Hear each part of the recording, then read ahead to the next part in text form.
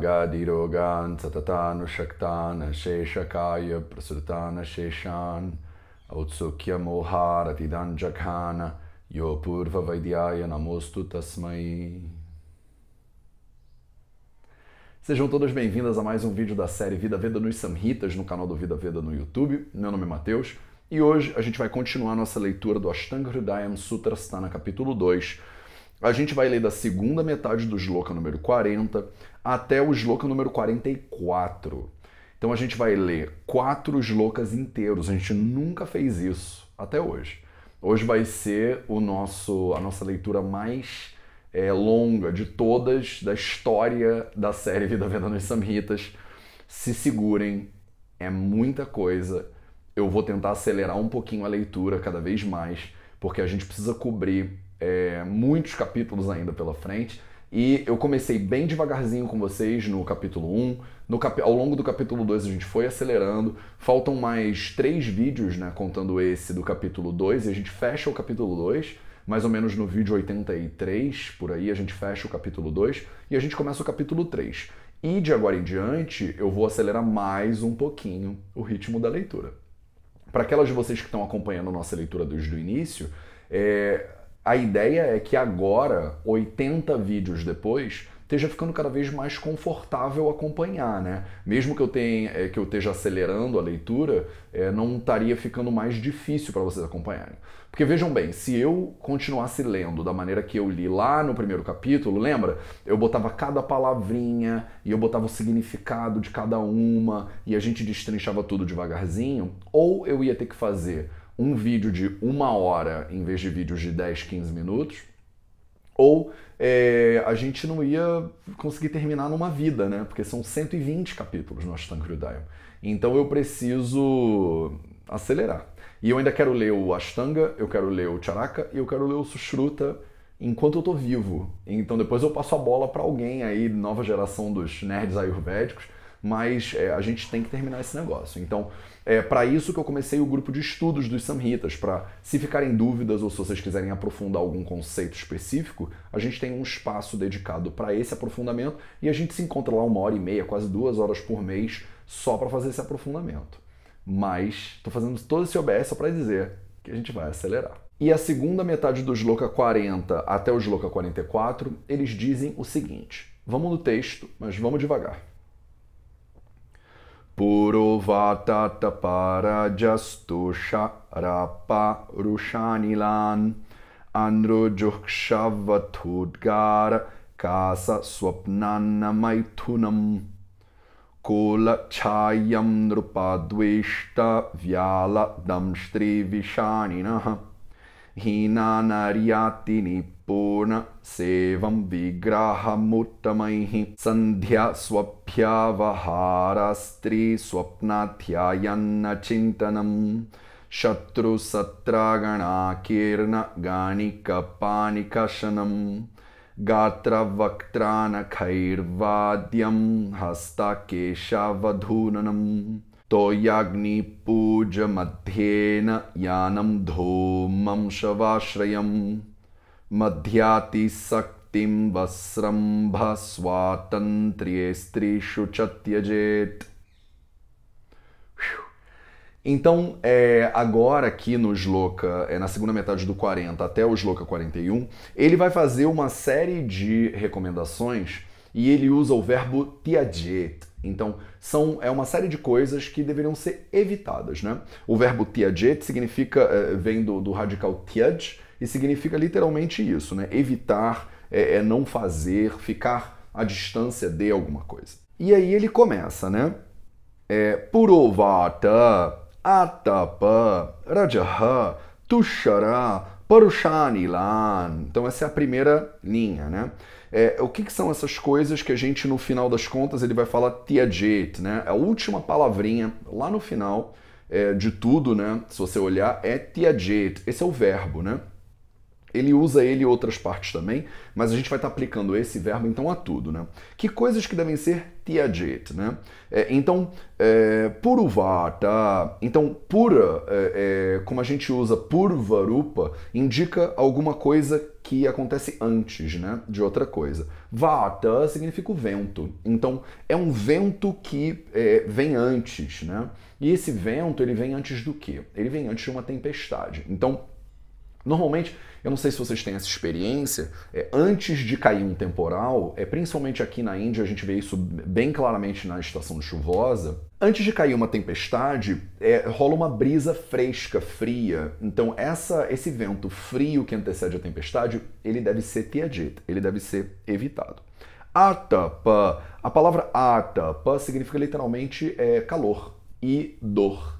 Então, sabe aquele calor que machuca? Então, ele está falando, você deveria evitar calor de forma geral, mas aquele calor, aquele sol quente que dói, que você... Sabe quando você vai num lugar tipo um Rio de Janeiro no verão e você fala, caramba, o sol tá queimando hoje? Então, que você sente tostar, esse sol aí seria, de repente, esse atapa.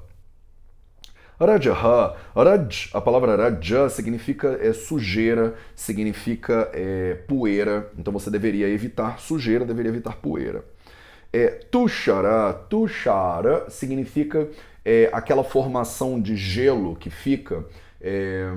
Eu diria gelo, mas é que ele não está falando para você evitar gelo, tipo assim, cubos de gelo na sua bebida. Isso você também deveria evitar, mas não é isso que ele está dizendo aqui. O que ele está dizendo quando você vai num lugar que é muito frio, fica uma camada de gelo em cima da terra, em cima do solo, em cima das plantas, né? Em inglês a gente chama isso de frost. Né? Então, esse gelo deve ser evitado. Esse troço é escorregadio, além de ser gelado, né? Ele é absolutamente escorregadio, então é perigoso, você deveria evitar. Parushanilan, anila é outra palavra para vento, de novo. E que tipo de vento agora que a gente tem que evitar? O vento que é parusha. Então, parusha significa que ele é muito forte, ele é muito intenso. Então, se estiver dando um vendaval, você deveria evitar também esse vendaval. Então, essa é a primeira linha, né? A segunda metade do Shloka 40.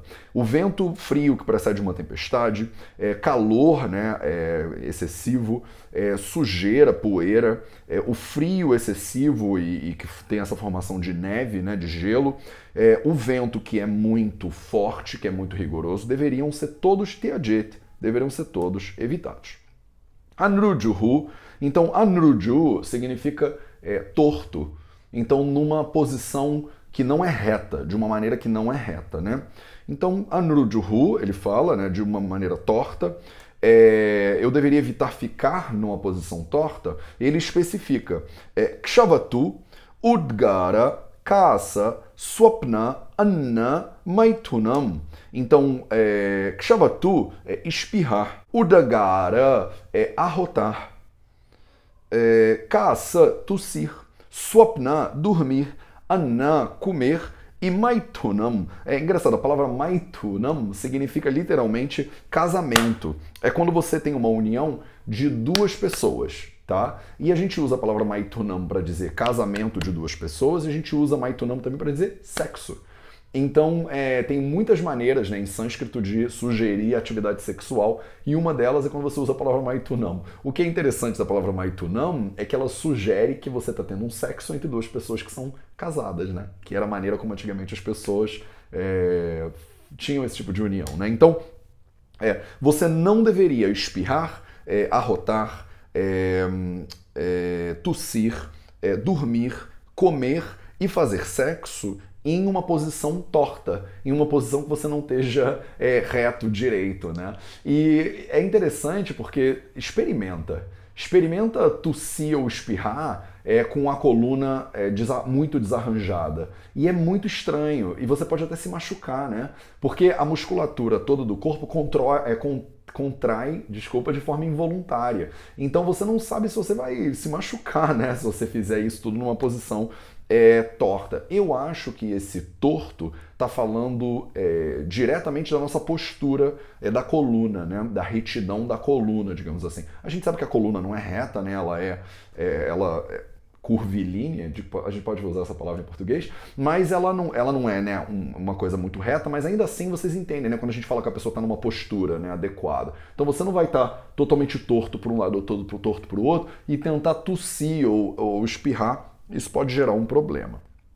Então isso também, essas atividades todas feitas de maneira torta, numa posição ruim, devem ser tiajet, devem ser evitadas. E aí ele continua. Kulachayam Nrupadvishtam Vyala Damstri Vishaninaha. Então, Kulachaya. Kula é um morrinho, é uma montanha, né? Uma montanha, sei lá. Não é uma montanha, tipo, Everest não é um Kula. Kula é um barranco, pode ser. Chaya, então é a sombra que um barranco faz. Muitas traduções colocam aqui a sombra que tem na beirada dos rios. E muitas pessoas não entendem isso, né? Porque ela fica, como assim, né? Na beirada do rio tem uma sombra? Então, imagina que você tem o rio e na cabeceira do rio tem uma elevação de terra. Como essa elevação de terra, quando o sol bate em determinado ângulo, ela faz uma sombra. Então você não consegue ver direito onde é que você está pisando e isso é perigoso. Você pode pisar em falso ou pisar no lugar errado e cair dentro do rio. Então talvez isso não seja muito atual para 2019, mas se você mora em áreas rurais e tal, isso é um conselho que é importante, né? Mas isso varia muito também do tipo de rio que você tem aí na sua região onde você mora. Então, se você tem um barranco e ele produz uma sombra quando o sol está batendo nele em determinado ângulo, você deveria evitar esse lugar, a sombra desse barranco, você não vai conseguir enxergar direito, né? Nrupa Dvishta. Então, Nrupa é o rei, são os governantes. Dvishta, Dvesha é o ódio, né? Então, você não deveria gerar ódio nos governantes ou nos reis, né, digamos assim. Você deveria evitar o ódio dos reis e dos governantes. É isso que ele está dizendo. Tiajet, né? Vyala. Vyala são animais perigosos, né? Animais ruins, animais maldosos, animais violentos. Você deveria evitar esse tipo de animal, né? Então, sei lá, um tigre, por exemplo, é um animal maldoso, entre aspas, quer dizer, não é um animal bom pra gente, né? O ser humano. Pra natureza ele é maravilhoso, mas pro ser humano ele pode ser um pouco problemático. Damstri, você deve evitar animais que tenham dentes, né? Damstra é o dente por meio do qual o animal ele envenena. Então, imagina uma cobra, né? O dente da cobra, isso é o damstri. A gente em inglês fala fangs, mas em português, como fala isso? Tem uma palavra para presa? Pode ser? Alguma coisa assim. Visha aninaha. Então, visha significa veneno, então animais peçonhentos também devem ser evitados, né? Animais que têm veneno. Anina significam literalmente, anina significa a ponta de uma agulha, tá? Então, mas a gente entende, como a gente está falando de tipos de animais, a gente está falando de animais aqui que tenham chifres, que tenham agulhas pelo corpo, né? Então, pode ser de repente um animal que tenha um montão de espinho pelo corpo todo, tipo um ouriço do mar, não sei se esse exemplo é tão relevante para os samhitas assim, mas animais que têm chifres também tiajet, também devem ser evitados. E aí ele continua na primeira metade do Shloka 42. Hina Anarya Atinipuna Sevam Vigrahamuttamaihi. Então, outras coisas que devem ser evitadas, né? Hina. Hina é uma pessoa que foi excluída da sociedade. Então, antigamente isso talvez fizesse mais sentido, né? Imagina que você mora numa vila e alguém cometeu um crime na vila ou gerou problema para a comunidade e foi excluído da comunidade. Então, essa pessoa que foi excluída, ela deve ser evitada. Se você se associa com essa pessoa, você também pode ser excluído da sociedade. Então, a ideia é essa. Numa sociedade de castas, eles usam a palavra hina também para falar da casta mais inferior. Então, se você é um shudra, por exemplo, é o que eles chamam aqui de um intocável, né? É uma pessoa que é de uma casta tão inferior que uma pessoa de casta superior não deveria nem se comunicar com ela. Como hoje a gente vive num mundo que idealmente é desprovido dessa barbaridade, eu não aplico esse tipo de entendimento, né, de que um determinado grupo de pessoas, porque nasceu de determinada família, deve ser excluído da sociedade, eu não leio dessa maneira o Samhita, né, também. E o Samhita não tá... uma das coisas bonitas de ser escrito em poesia é porque ele também deixa... Até por isso ele é tão longevo, né, ele sobrevive ao teste do tempo, porque ele deixa você interpretar de uma maneira que você possa adequar à realidade do momento que você está vivendo. Então a palavra Hina, ela pode ser entendida de diversas maneiras, né? Eu entendo da maneira como eu estou explicando para vocês. Desculpa, só uma observação, a minha maneira de entender é absolutamente aberta a críticas também, né? Então podem vir pessoas depois, ou até agora, que digam, olha, eu não concordo com a maneira como o Mateus lê esse shloka aí. E tudo ótimo também, não tem uma maneira só de entender. Isso aqui é poesia, então a gente junta um grupo de pessoas lendo Carlos Drummond de Andrade, cada pessoa vai interpretar a máquina do mundo de um jeito diferente, entendeu? Não é todo mundo que vai ter o mesmo entendimento. Então, aqui eu tô passando para vocês o meu entendimento, e se vocês tiverem discordâncias, eu sou totalmente aberto, inclusive, a gente conversar sobre isso. O grupo de estudos está aí para isso. Beleza, então Hina é uma pessoa que é excluída da sociedade, ela deve ser evitada. Anarya, uma pessoa que não tem honra, né? É uma pessoa que ele não é um Arya. É isso que significa Anarya. Então, ele não é um Arya, ele não é uma pessoa honrada, né, na sociedade. Então, é uma pessoa que é sem honra, ela deveria ser evitada. Um Atinipurna Seva. Então, Ati é muito, né? Toda vez que você vê a palavra Ati, ela significa muito, é um superlativo. Nipuna é uma pessoa muito esperta, muito inteligente. Ele não quer dizer, Nipuna não significa uma pessoa que é sábia, necessariamente, mas significa uma pessoa inteligente. E algumas vezes essa palavra é usada num contexto para denotar malandragem, esperteza, sabe malandragem? Então, esse cara aí é um esperto. A palavra esperto em português, desculpa o sotaque, ela significa pessoa inteligente, né? Mas a gente usa muito, pelo menos no Rio de Janeiro, para dizer que é uma pessoa que não está fazendo as coisas de uma forma, de repente, tão honrada ou tão ética, mas está usando a inteligência dela para isso, né, de qualquer forma. Então, mesmo uma coisa não ética pode ser inteligente, né? Então, mais ou menos, eu acho que dá para entender, né? Então, essa pessoa que é muito esperta, servir essa pessoa, atinipuna seva, então servir essa pessoa, trabalhar para essa pessoa, deve ser tiajet, deve ser evitado. Porque se você trabalha para uma pessoa, se você serve uma pessoa que é de uma inteligência muito superior, ou de uma esperteza muito superior, você acaba se colocando sob o jugo dessa pessoa, então ela pode de repente usar você. Infelizmente a gente tem visto isso muito acontecendo em relação à ideia de guru, né, hoje em dia. Então você vê como de repente tem um guru ali, e o guru é uma pessoa extremamente inteligente, extremamente esperta, e aí ele ganha, né, um grupo de seguidores, e esses seguidores acabam depois de um tempo, como tem acontecido no Brasil, né, tem vindo à tona vários casos de pessoas que se decepcionam, né, com a relação com o guru, porque viram que o guru não estava atuando de uma forma tão ética ou tão moral, ou da forma como o discípulo esperava, né?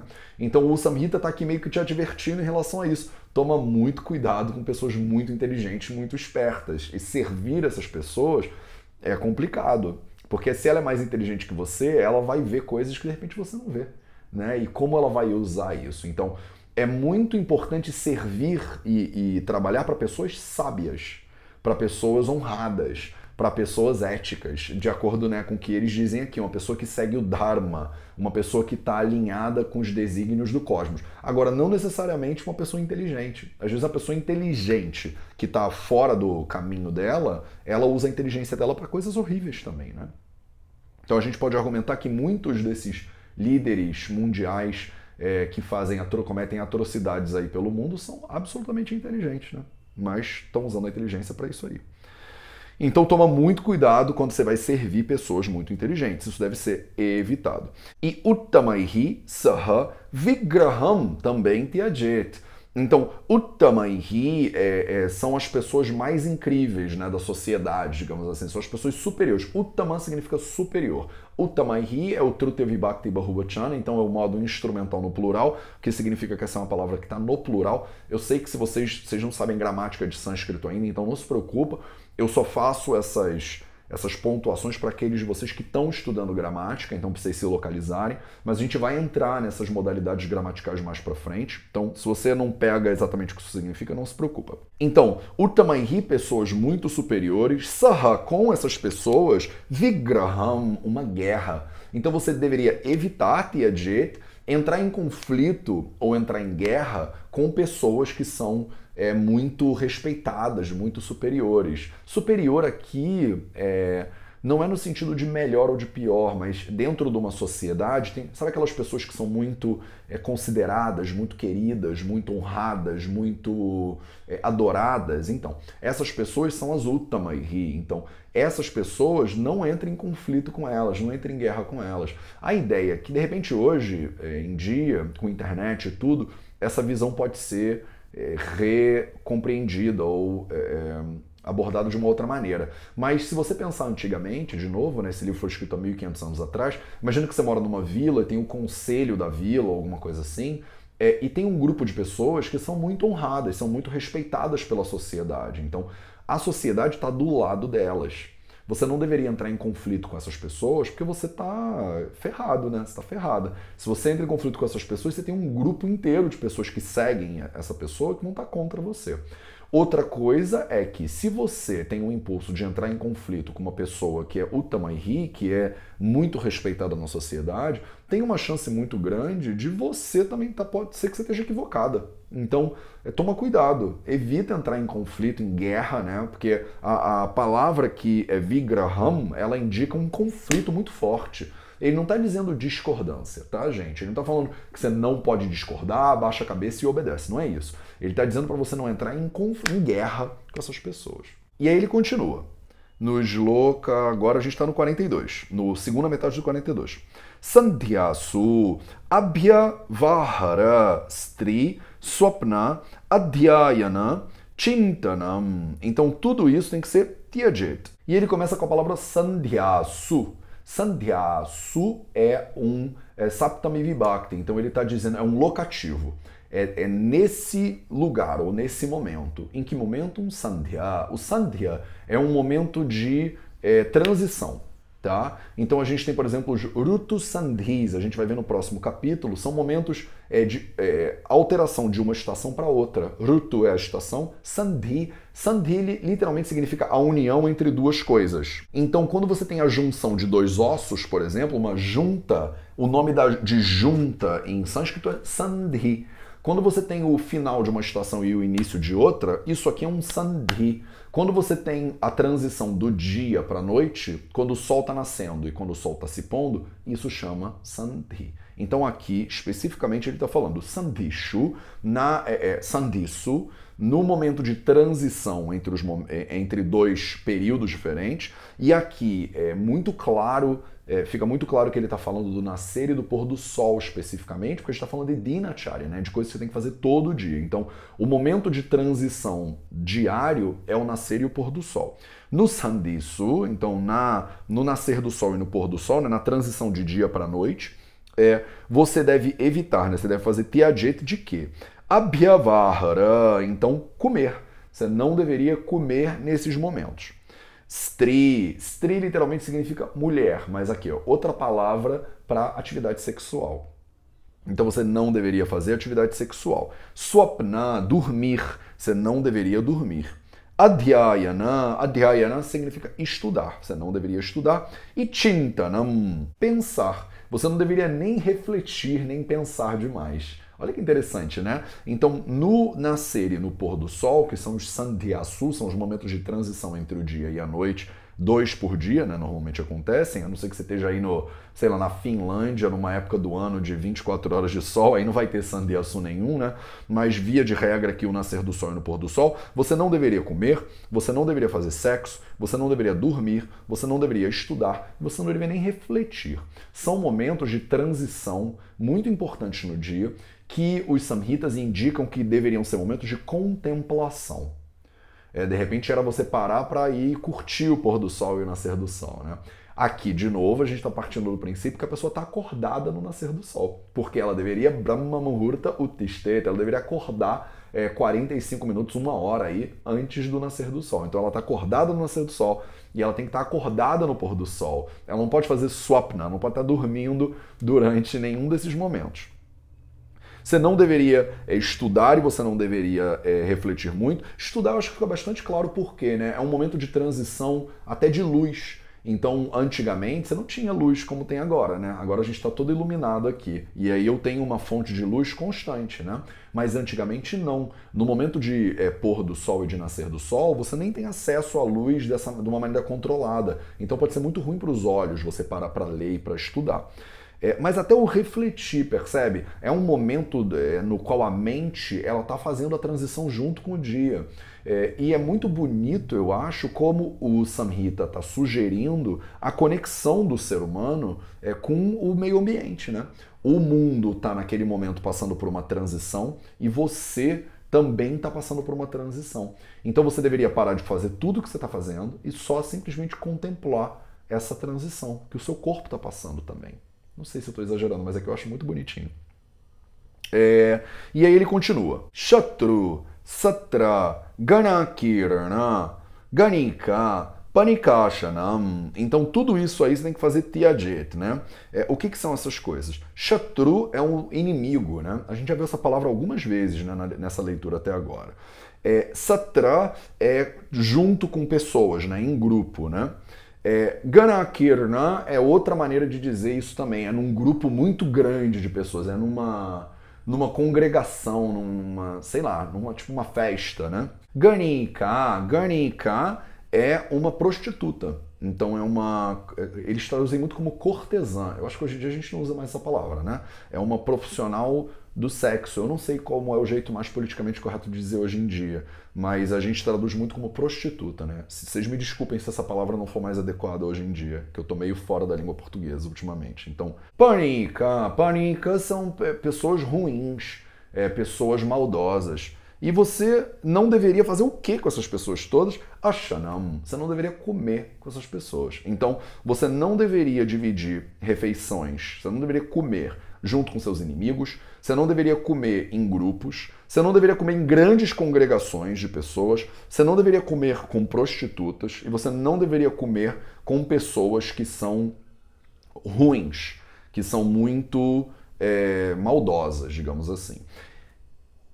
A maneira mais simples, eu acho, de entender isso aqui é porque também o Dinacharya ele é voltado para o treinamento do médico em relação ao rei e aos governantes, né?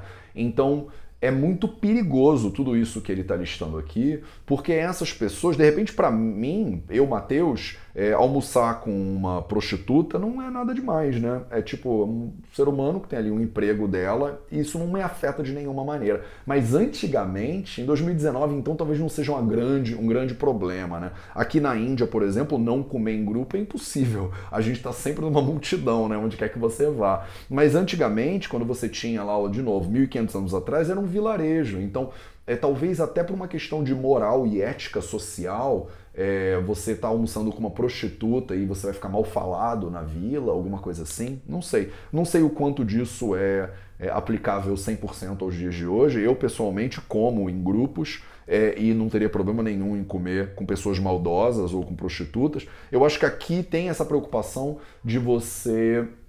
de alguém envenenar a sua comida ou de acontecer alguma coisa ruim, né? Se eu comer com um inimigo, eu não teria problema nenhum de comer com o meu inimigo, mas você fica aberto a acontecer alguma coisa, a pessoa de repente te envenenar, né? Alguma coisa assim.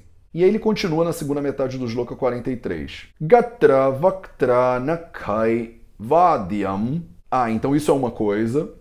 Hasta Kesha Avadhunanam. Então isso é outra coisa. Então gatra é com o corpo, vaktra com a boca, nakai com as unhas, vadyam, produzir música. Então você não deveria usar os membros do seu corpo, a sua boca e as suas unhas para produzir música. Então, você não deveria assoviar, por exemplo, isso aqui está bem claro. Então, Vaktra Vadyam é você assoviar. Nakai Vadyam é você fazer barulho com as suas unhas, né? E Gatra Vadyam de repente você fazer um batuque, alguma coisa assim. Isso é contraindicado, você não deveria fazer isso. Talvez aqui no contexto de uma escola, né, de Ayurveda tradicional, imagina você tá com um monte de alunos de 4, 5 anos e você está dizendo para que as crianças não façam barulho, porque as crianças ficam batucando, né, fazendo barulho e tal e tal. Então eu não consigo entender outra maneira de acessar esse comando aqui, a não ser como uma tentativa de manter a ordem, né, dentro de um grupo. Então, se você... Hoje em dia eu estenderia isso aqui de forma até mais grave, se eu reescrevesse o Samhita, eu colocaria aqui para você não escutar música no metrô sem fone de ouvido. Pelo amor de Deus, né, gente? Se vocês botam a música para tocar, você está partindo do princípio que todo mundo está querendo ouvir aquela música. Então, de repente, hoje em dia, a gente adaptaria isso aqui, né, para você não ficar incomodando seus colegas no transporte público, né? Bote seu fone de ouvido. Aqui na Índia, a gente vê a pessoa fazendo uma ligação, tipo no Skype, com outra pessoa sem fone de ouvido, gritando, né? Então é um horror. De repente, a versão 2019 do Samhita estaria indicando esse tipo de uso de equipamento eletrônico. Acho que é basicamente você não incomodar os seus colegas, né? Não consigo ver muita função fisiológica para isso. E Hasta Kesha Avadhunanam. Então, Hasta, as suas mãos, e Kesha, os seus cabelos. Avadhunanam é chacoalhar, agitar. Então você não deveria, né, Tyajit, agitar ou chacoalhar as suas mãos e os seus cabelos. Então é um negócio que aqui na Índia, vocês, não sei se vocês já viram que a gente faz esse negócio, né? Então você não deveria fazer isso muito, né?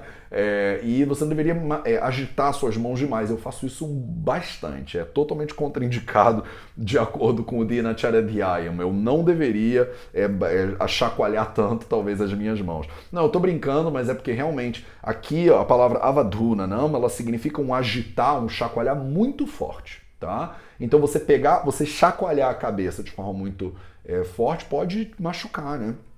Não é bom para você. E as mãos a mesma coisa, né? Imagina a quantidade de problema que pode gerar você ficar agitando as mãos de forma descontrolada. Você pode estabanar, quebrar coisas e tal, enfim. São, de novo, né, regras de comportamento social adequado, mas também isso tem uma função fisiológica, eu acho que apreciável, sim. Você pode se machucar chacoalhando a cabeça muito rápido, muito forte. E aí o shloka, primeira metade do 44, continua dizendo Toyagni Puja Madhyan Yana.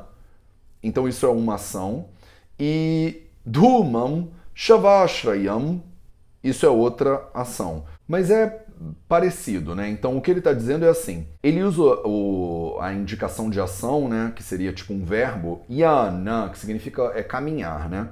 Então, toyagni, puja madhyena yana tyajit. Então, toyagni, toya significa água e agni significa fogo.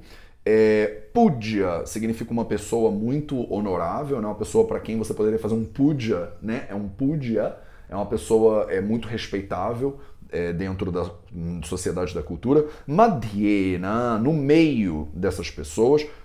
Yana, andar, tyajit. Então, você não deveria caminhar entre duas pessoas púdias que estão conversando, por exemplo. Você não deveria caminhar entre dois fogos, entre duas fogueiras, entre dois corpos de água, entre fogo e água. Então, ele está dando algumas orientações para você tomar cuidado quando você for caminhar, né?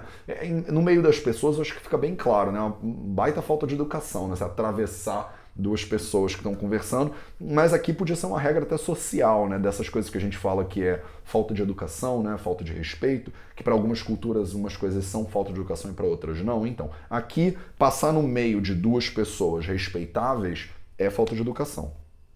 E deve ser evitado. E dhumam é a fumaça, né, de Shavashrayam. Então, ashraya significa um lugar. É um lugar de quê? De shava, de uma pessoa morta, né? Então, o lugar onde tem a fumaça de uma pessoa morta. Esse lugar é um crematório, tá? Então, nesse lugar, você também não deveria caminhar. Esse lugar você também deveria tirajit, você também deveria evitar. Então, você deveria evitar fogo e água, né? Andar no meio de fogo e de água. Você deveria evitar andar no meio de pessoas muito respeitáveis.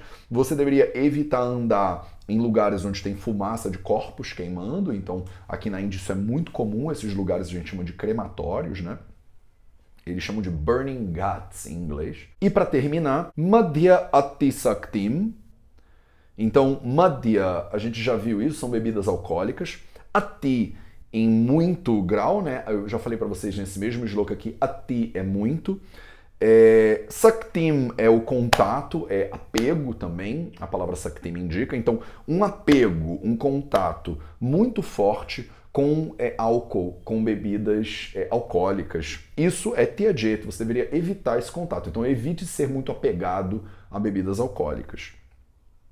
Ele já tinha feito um sloka anterior dizendo para você evitar doar, beber, produzir, vender bebidas alcoólicas intoxicantes, e agora ele está reafirmando isso aqui de outra maneira, né? E Strishu Visrambha Swatantriecha Tirajit. Então, essa frase aqui ela é bem complicada e bem controversa, né? Então, cada autor traduz ela de uma maneira muito diferente e eu vou propor aqui o meu entendimento, a minha tradução. Então, Strishu. Strishu é um Saptami Vibhakti. Então, a gente está colocando aqui o modo locativo, né? Então, em mulheres, no plural. Stri, a palavra Stri significa mulher, né? Então, em mulheres. Visrambha. Visrambha significa confiança, fé, né? Eu acho que confiança é uma palavra melhor aqui.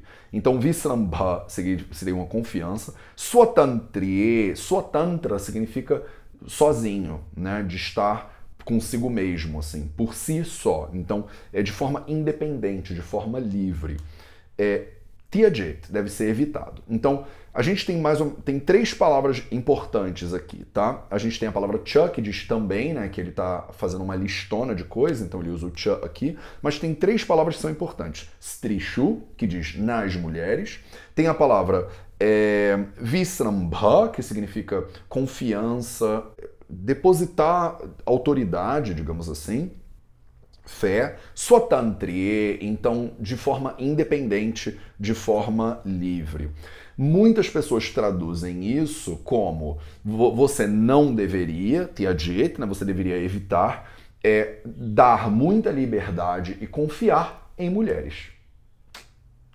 Que é uma leitura muito, nível machista, nível 5 machista, né? De 0 a 5.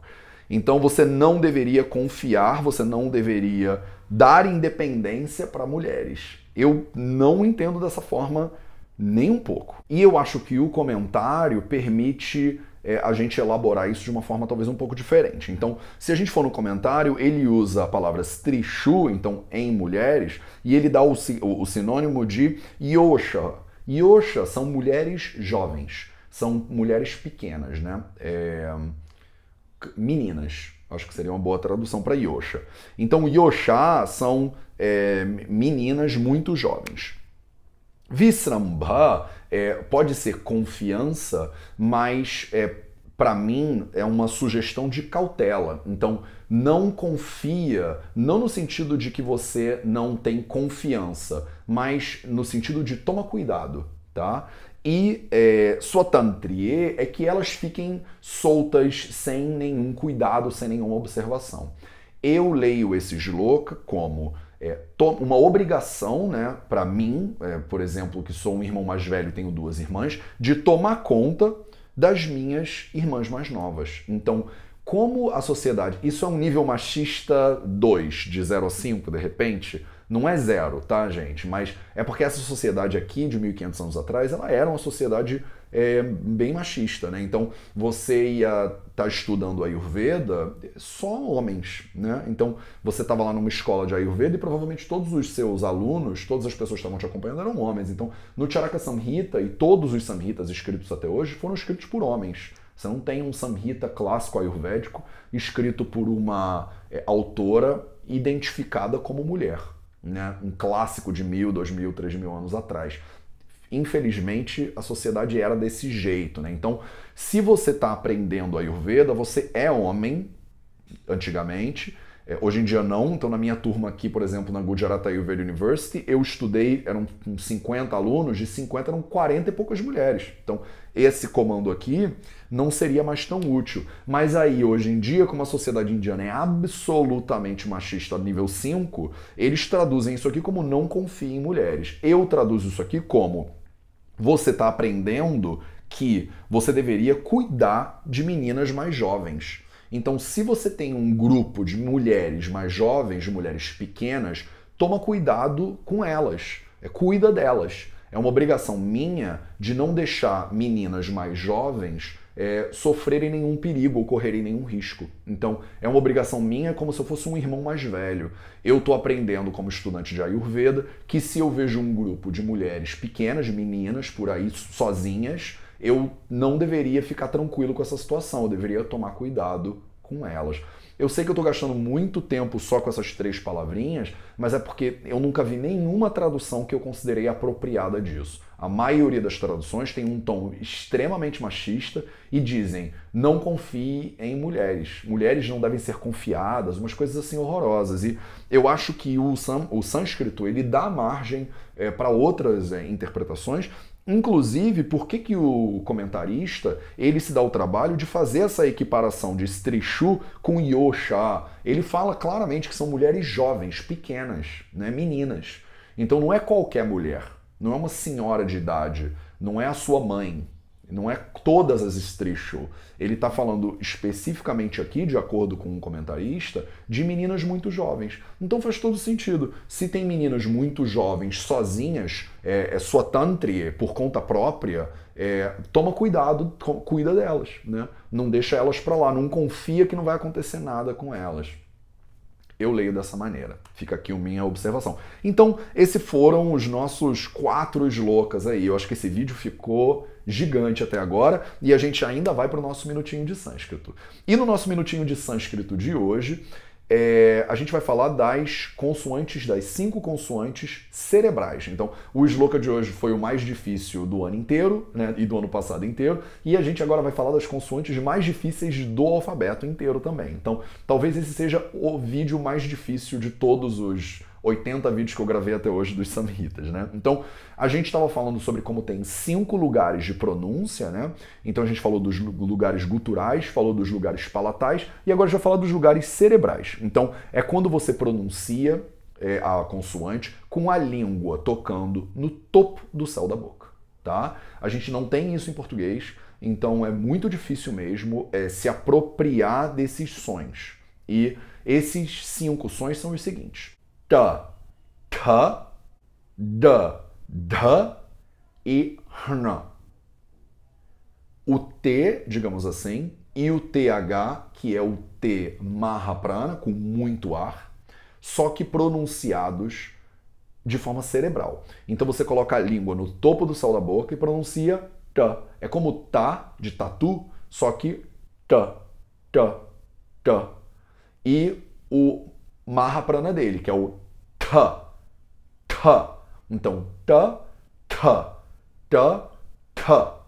E o D de dado é pronunciado aqui fora, você bota a língua no céu da boca e pronuncia da, da. E o Mahaprana dele, que é o da, da. Então, ta, ta, da, da. Ta, ta, da, da. Ta, ta, da, da. E o nasal cerebral, que é o hna. A língua toca no céu da boca também. Então você tem o hna A gente não tem isso, tá, gente? Então, vocês têm que testar aí. Se você quiser pronunciar sânscrito direitinho, essas são as maiores dificuldades que a gente, como pessoas que falam português, normalmente tem.